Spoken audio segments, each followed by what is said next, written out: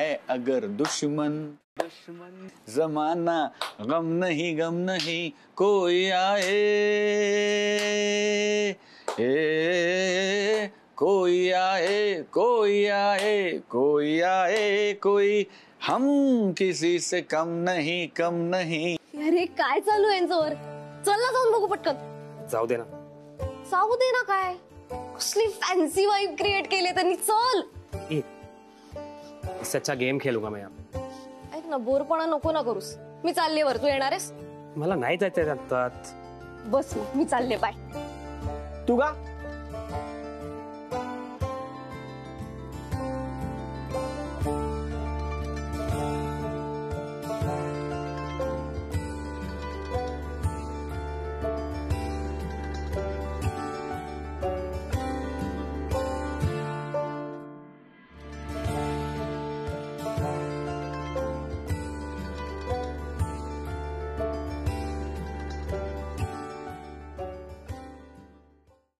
Fancy आवाज आहे ना, मला माहितीच नव्हता एवढा भारी गातो. तू गाता. बरं मी काय म्हणतो, ऐका तुम्ही तुमचं भांडण सोडवा, मी जरा आलो. आणि गाणं चालू ठेवा, मी आलो 2 मिनिटात. अरे गाणं चालू ठेवा. गल्लनगुडी येतो.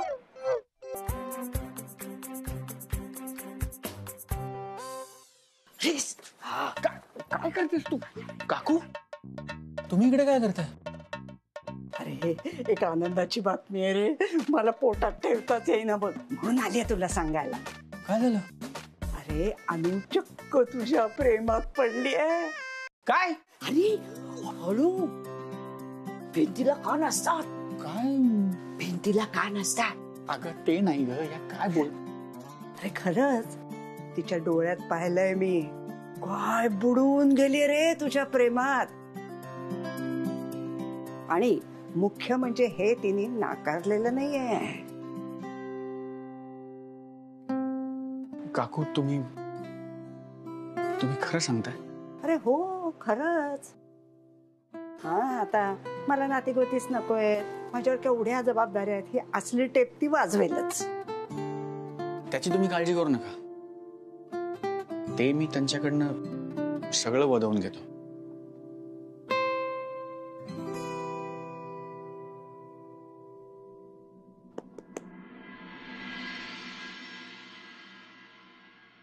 सच्चू, अरे बाळा अजून तयार नाही झालास का? अगं झालाय तुला? हो ना, ऐका नाही. बरं हे घे बाबा, तुझे दोन्ही डबे तयार आहेत, घे. चल, मला अजून डब्यांची काम आहेत, ते बघ बरोबर आहे का. हा चल. आई ग देवा ईश्वरा. जावई बापू नाही, ऑफिस मध्ये कष्टाचं काम असतं की काय? असं का वाटतंय तुम्हाला आप्पा? नाही, 2 डबे नेताय ना, बैठ काम नाहीये वाटतं ऑफिस मध्ये. नाही, हा दुसरा डबा आमच्या मॅडम साठी नेतोय. मॅडम?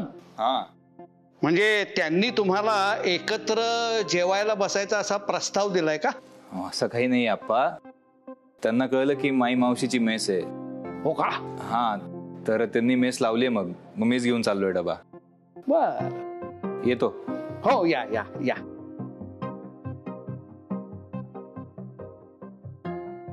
मॅडम, वल्लीला ही गोष्ट कळवायला हवी, कशी कळवणार पण?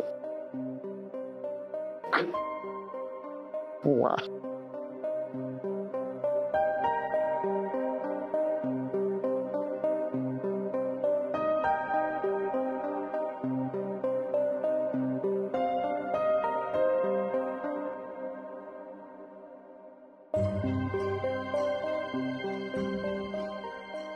वल्ले, अगं जावई बापूंचं इथे काहीही अडत नाहीये. मावशीबाई कौतुकानं डबा करून देत आहेत. तो सुद्धा एक नाही बर का, 2-2 डबे. नाही अगं, हे काय आहे, जावई बापूंच्या ऑफिस मधल्या मॅडमनी म्हणे मावशीबाईंची मेस सुरू केली आहे. नाही हे बघ, तू काही काळजी करू नकोस, मी इथली खिंड लढवतोय. पण तू आल्यानंतर मात्र या गोष्टीत आपल्याला लक्ष घालायला हवं. हो,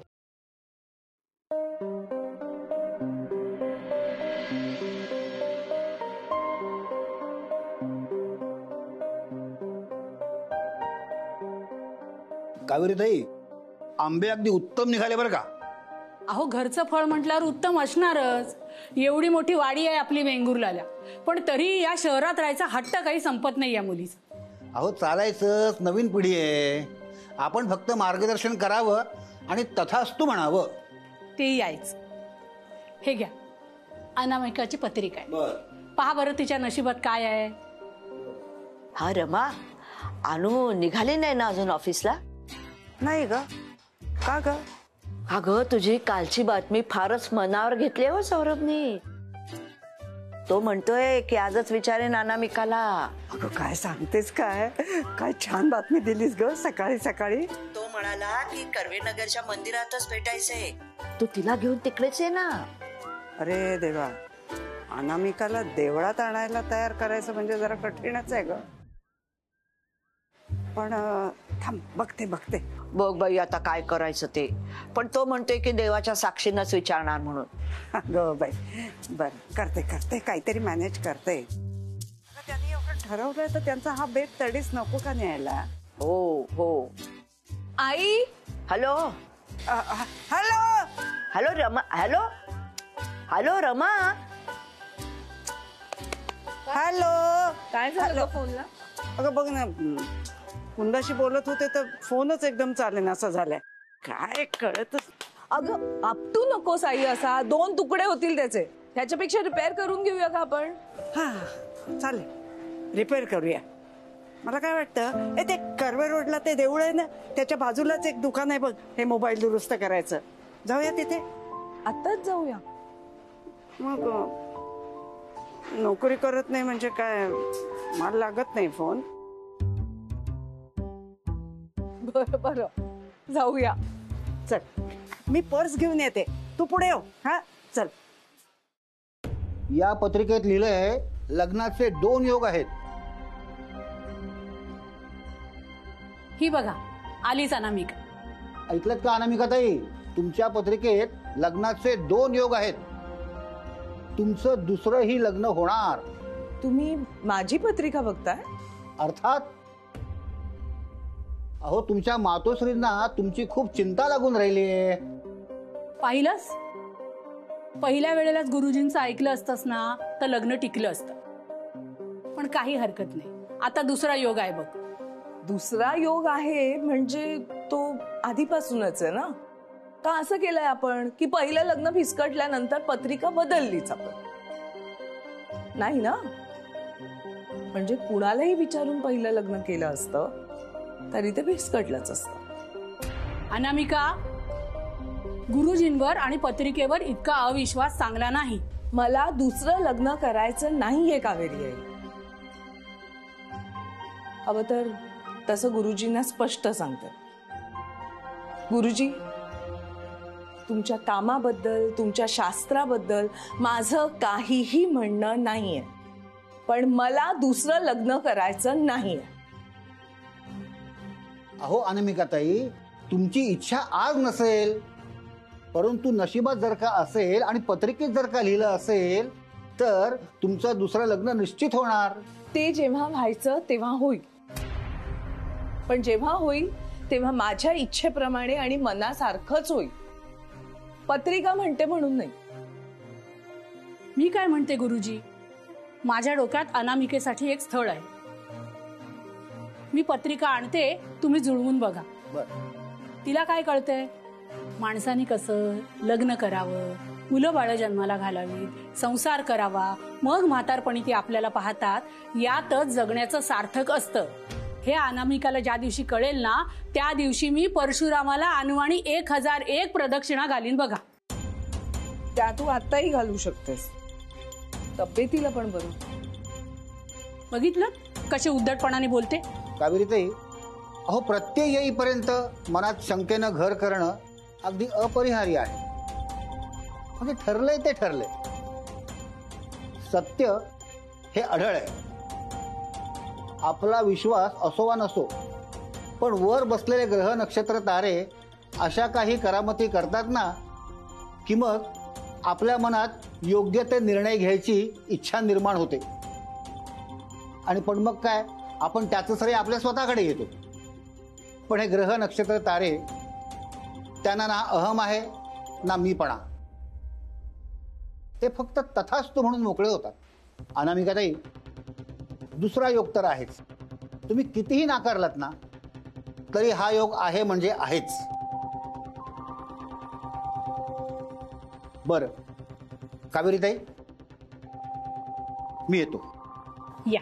नमस्कार.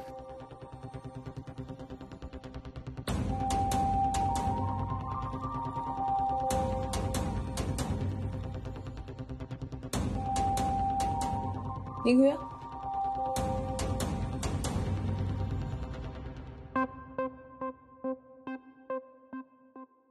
हे काय आकाशची आई, तुम्ही कुठे निघालात? आम्ही कर्वेनगरच्या तिथे एका देवळात चाललोय जरा. अरे वा, 2 नास्तिक माणसं मिळून देवळात निघाली. देवाने नशीबच काढलं म्हणायचं की. आम्ही देवळात चाललो नाही आहोत.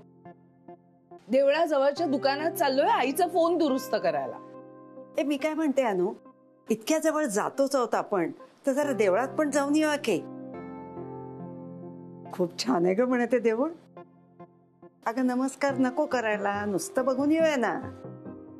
हे बरं आहे, जिनी तुला जन्म दिला त्या तुझ्या सख्या आईला इथे आल्यापासून कुठेही नेलं नाहीयेस, आणि या शिळा सासूला बरी घेऊन चाललीस. आपण रविवारी जाऊ. आता मी आईला घेऊन चालले. यांना फक्त मोबाईलच दुरुस्त करायचा आहे ना, मग तो आपणच करू. थांब, चल मला मंदिरात सोड. अहो पण आमचं आधी ठरलंय. हो, ते आता जुनं झालं. आता हे नव्याने ठरले. मी आणि अनामिका जाणार आहोत मंदिरात. तुम्ही दोघी घरी थांबा. अगं पण अनु माझं काम अडतं ग. मलाही आत्ताच जायचं देवळात, आणि तू मलाच न्यायचं, यांना नाही न्यायचं. तुम्ही घरी बसाओ. तुमचा मोबाईलच दुरुस्त करायचा आहे ना, आम्ही आणतो करू द्या. असं खेचून काय घेते फोन हातातून? आवाज खाली. हे घर माझं आहे. जास्त आवाज चढवला तर दार कुठे चांगलंच ठाऊक आहे तुम्हाला. का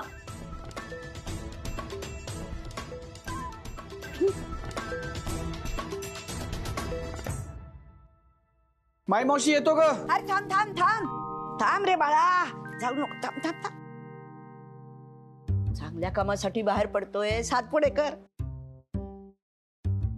गोड बातमी घेऊन यायचं बरं. मावशी, आज मी त्यांना अगदी स्पष्टपणे मागणीच घालणार आहे. जर त्या हो म्हणाल्या तर जोडीने तो साखर खायला.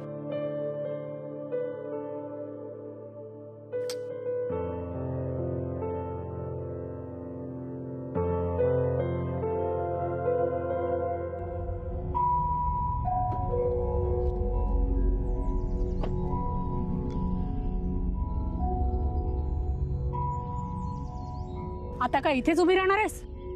हो, तू ये जाऊन. 4 पावलं चालून देवाच्या दर्शनाला आलीस तर काय पाय मोडणार नाहीये तुझे? प्रश्न दर्शनाचा नाहीये. तिथे आज जाऊन वेगळ्याच गोष्टी सुरू होतील ना. तू गुरुजींशी बोलशील, मग माझ्या नावाने अभिषेक वगैरे करशील. त्यापेक्षा नकोच ते काही. तू ये जाऊन, मी इथूनच नमस्कार करते. हो, तो बसलाय वाट बघत. कधी एकदा अनामिका समोरून दारातून येते आणि नमस्कार करते म्हणून. शिष्ट कुठली.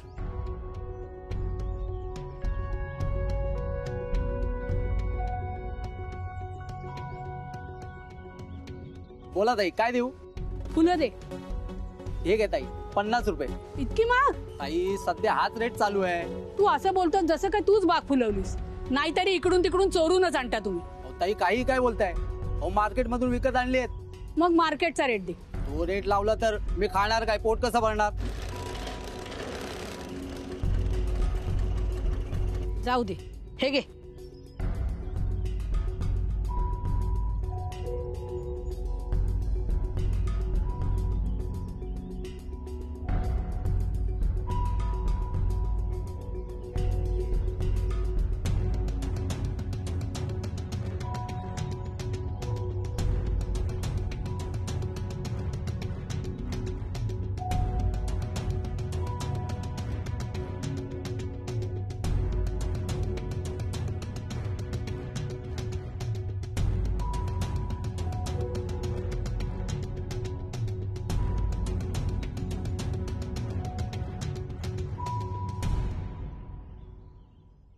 पट्या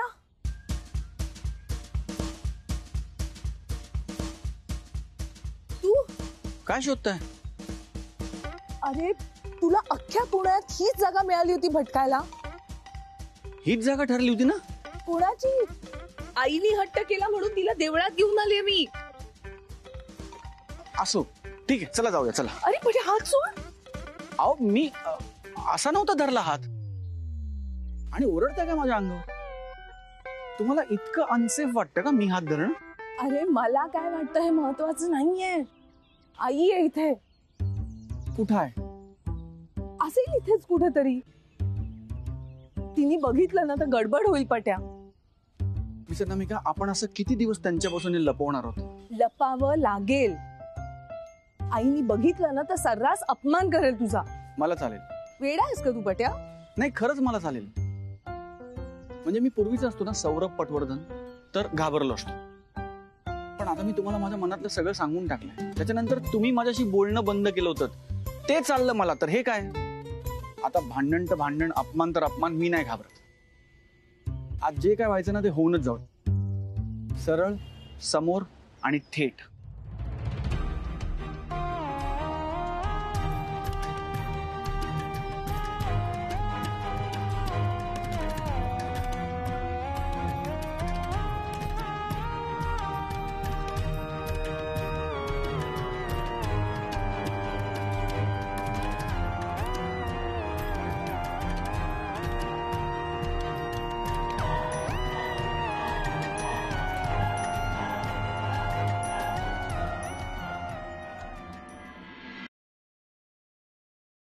रमा काही बोललीच नाही.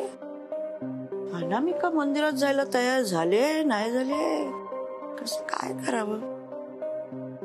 फोन करायला बघते.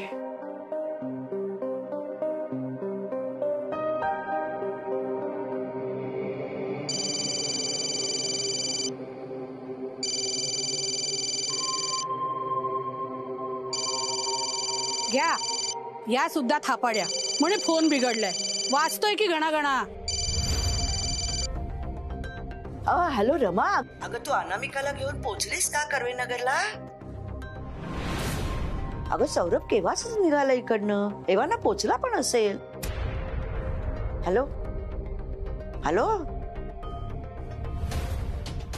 पण कट केला.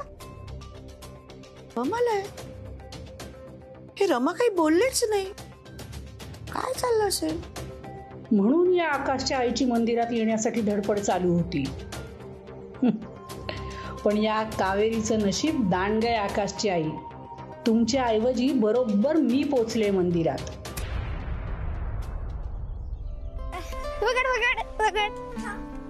पट्या उगाच आणलंस तू मला इथे. आई बघेल आपल्याला. नमिका जास्त विचार करू नका. देवळात आलोय ना, शांत चित्ताने दर्शन घेऊया. बाकी कसलाही विचार करू नका. या.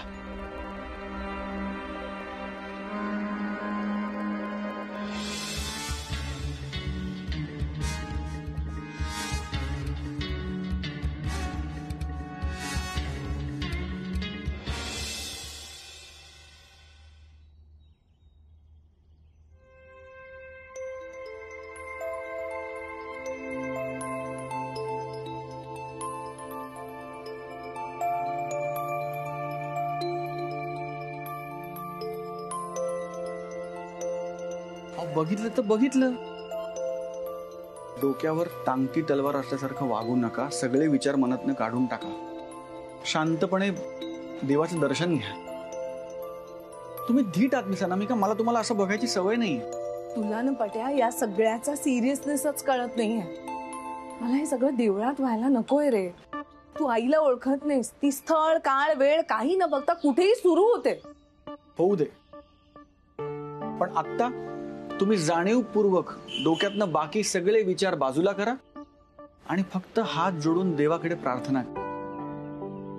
बाकी जे होईल ना ते मी बघून घेईन.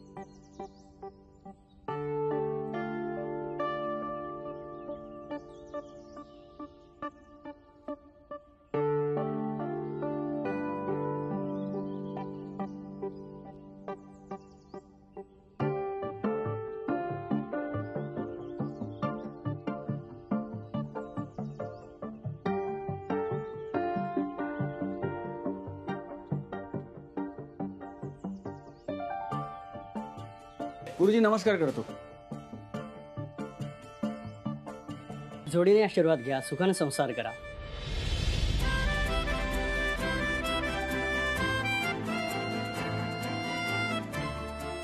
ऐकलं का अनामिकाताई? तुमच्या पत्रिकेत लग्नाचे 2 योग आहेत. तुमचं दुसरंही लग्न होणार.